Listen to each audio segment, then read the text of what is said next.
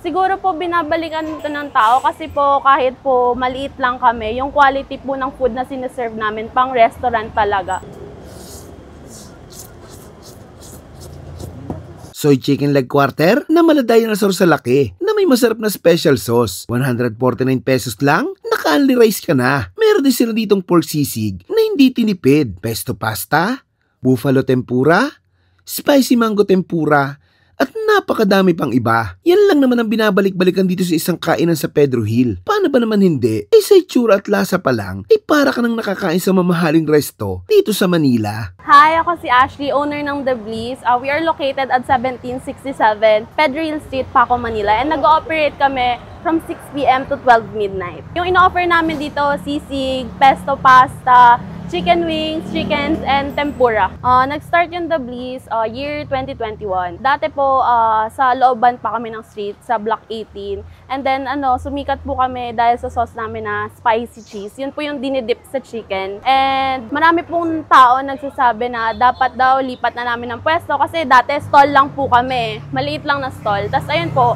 nung nagkaroon po ng budget, nalipat na namin siya sa mas magandang place. May dine-in area na po kami. Yung partner ko po kasi, nagko-compete siya dati sa school. So, doon niya po natutunan magluto. Siguro po binabalikan ito ng tao kasi po kahit po maliit lang kami, yung quality po ng food na sinaserve namin pang restaurant talaga. And yung lasa po binabalik-balikan talaga nila, lalo na yung spicy cheese.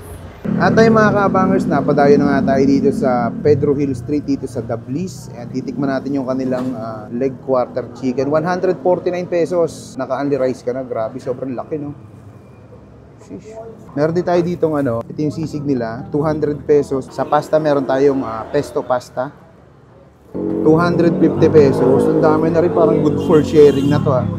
At itong mga pinagmamalaki nilang buffalo tempura. Grabe, sa preparation pa lang 200 pesos, nakakahiyang buluhin. Pag ganito pagkain si-serve sa'yo, parang ang hirap kainin eh. Ang ganda ng ng preparation, no? Meron din tayo dito spicy mango. Tempura din yan. Mukhang maanghang. Tikman natin, kaya tayo. Tikman natin dito sa leg quarter chicken nila. Grabe, sobrang laki.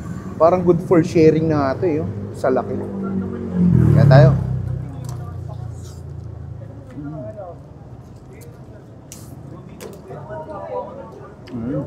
Yung lasa niya, manamis-namis, ang sarap ng pagkatimpla. Tapos crispy pa siya.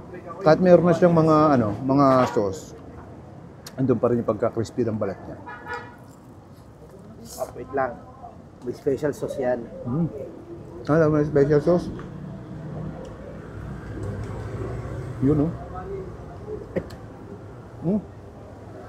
special sauce.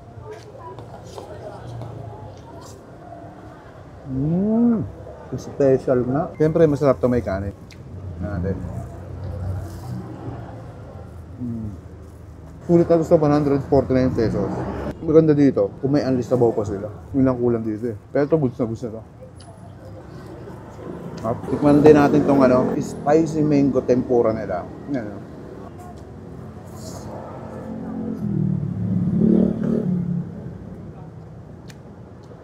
Medyo may kagat ng anghang.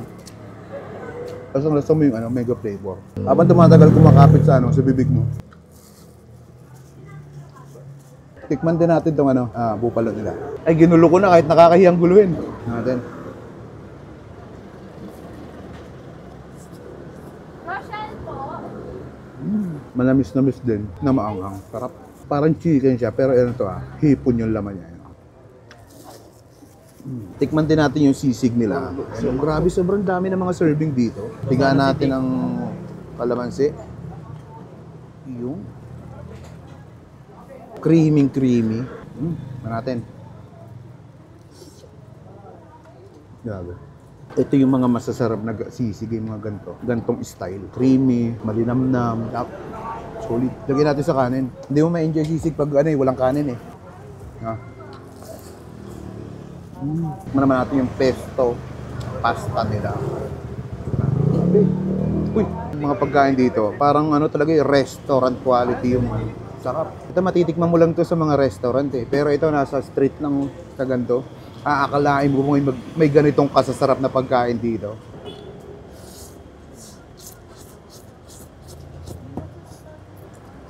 Ayun, tayo na dito sa The Bliss. Napaka-solve dito mga lord. Pedro Hill Street, malapit sa Bagong Buhay. Sana, gusto mo na namin to.